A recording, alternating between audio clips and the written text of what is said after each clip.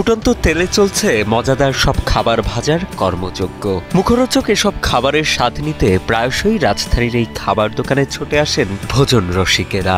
নায়ক নায়িকা থেকে শুরু করে নামি দামি ব্যক্তিত্বের আনাগোনাও দেখা যায় এখানে। আমাদের দোকানে ওসিম আকরাম এসেও খাইছে, আমাদের আপনার সাকাত হোসেন যে ইলেকশন কমিশনার উনিও এসে আমাদের দোকানে খাইছে। অনেক বড় বড় চিত্রনায়ক, নাটক যারা করে, বিভিন্ন লোকজন সবাই এসে খুব বেশি খাওয়া দাওয়া করে। দেশের সূচনা লগ্ন থেকে হরেক রকমের কাবাবের স্বাদে ভোজন রসিকদের মনে জায়গা করে নিয়েছে শওকত কাবাব ঘর। ১৯৭২ সাল থেকে মিরপুর ১০ নম্বরের বেনারসি পল্লীর ছোট্ট এই দোকানটিতে কাবাব বিক্রি করে যাচ্ছেন শওকত আলী। ৩০ থেকে ৩৫ জন মানুষ একসঙ্গে বসতে পারেন শওকতের দোকানে।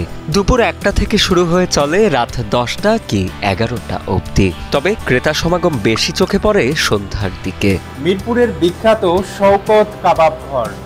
যারা মিরপুরে থাকেন, যারা কাবাব প্রেমী, এই শওকত কাবাব ঘরের নাম শোনেননি এরকম মানুষ পাওয়া খুব মুশকিল। শওকতের বাবা, শওকত সাহেবের বাবা আগে প্রতিষ্ঠাতা উনি চালাইতো, মোহাম্মদ রজ্জাক সাহেব, এখন শওকত সাহেব চালায়। ওনারা নিজেরাই মশলা সংগ্রহ করে, নিজেরাই সব কিছু করে, নিজেদের ভিতর থেকে ওনারা নিজেরাই তৈরি করে।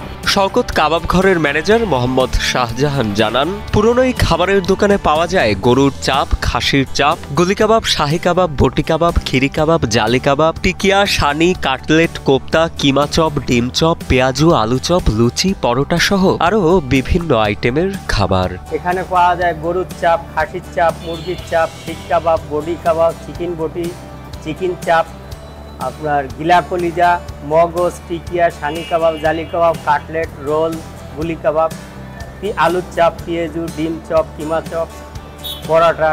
গরুর চাপ ৩৬০ টাকা, গিলা কলিজা ১০০ টাকা। তবে ভোজন রসিকেরা জানান, শওকতের দোকানের সব খাবারই বেশ মুখরোচক হলেও সবচেয়ে মজাদার খাবার গুলি কাবাব, যা প্রতি পিস মাত্র ৫ টাকা।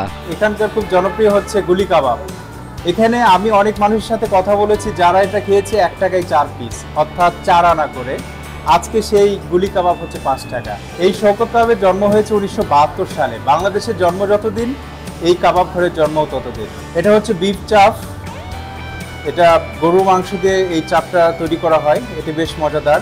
এরপরে আছে চিকেন টিকিয়া, তারপরে আছে গরুর মগজ দিয়ে তৈরি করা হয়, এটি মগজের তৈরি, এটা মগজের কাবাব। এরপরে আছে সানি কাবাব, এটি মূলত ডাল এবং মাংসের কিমা দিয়ে তৈরি করা হয়। এরপরে আছে গুলি কাবাব, এই গুলি কাবাবটাও বেশ সুস্বাদু এবং মজাদার। তারপরে আছে এটা হচ্ছে কাটলেট, এটা চিকেন কাটলেট মূলত। এরপরে আছে চিকেন টিকিয়া।